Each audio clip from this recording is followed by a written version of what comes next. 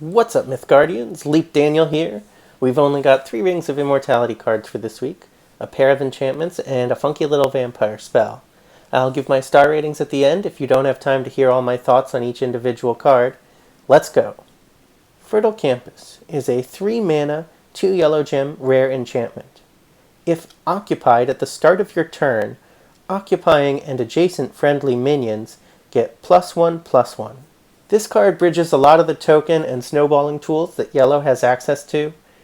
Any card that automatically generates adjacent minions, such as Academy Recruitment or Guardian Plateau, could make very good use of this card. Or even just cheap minions with unusually high health, like Golden Axolotl or Doper. Sticky minions like Yaoi or anything with armor can secure a spot on this enchantment. However, the turn you play it, it's 3 mana do nothing. So it's very slow.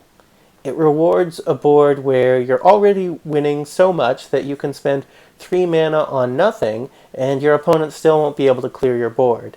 And if you're in that good of a position, aren't you probably going to win anyway? So I think this is a win more card and will not see competitive play. The second enchantment is Loadout Armory. It's a 3 mana, 1 purple gem uncommon enchantment. Add an Armature of Ages item to your hand when a minion is created here. And Armature of Ages is a 2 mana item with Ephemeral and give a minion +2/+2 and armor 1. This card's item is very powerful. I would suggest that it compares favorably even to Daring Trapezist, since if you have any minion on board already, the 2/2 stat boost is rushing, and the armor 1 makes up for the conditionality of needing a minion to buff.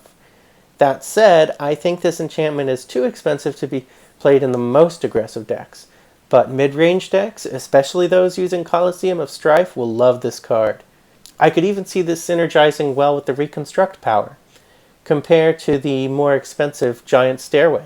Even without playing it, simply generating the Armature of Ages with the enchantment will have an effect on the game, since your opponent knows it's in your hand.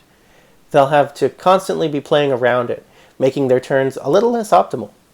The only thing holding this card back is that it has a lot of fierce competition for the purple 3 slot, like the Shinobis and the Hotel Barkeep. Lastly, we have Borrowed Glory, a 1 mana, 1 red gem uncommon vampire spell. Choose one of your minions, it gets +1/+1 for each of your other minions, which each get -1/-1.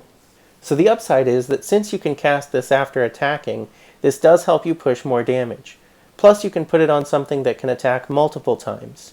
The downside is that there's no net stat buff. You're just moving stats around, and it costs you a card. I think a sanity check here is to compare this card to Hysterical Strength. This card is almost always worse than Hysterical Strength, since you usually don't have more than 4 minions on the board. That said, Hysterical Strength is good, and it will probably be better after the expansion with more consistent ways to push face. So that's a relatively high ceiling.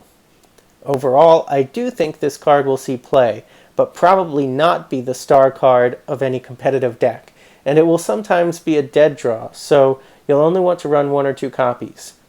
Perhaps some niche OTK deck will run it in triplicate, though. Alright, now I'll get to my star ratings.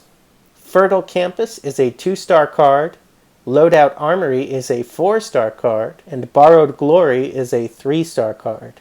Let me know if you agree with my assessments in the comments, and thanks for watching.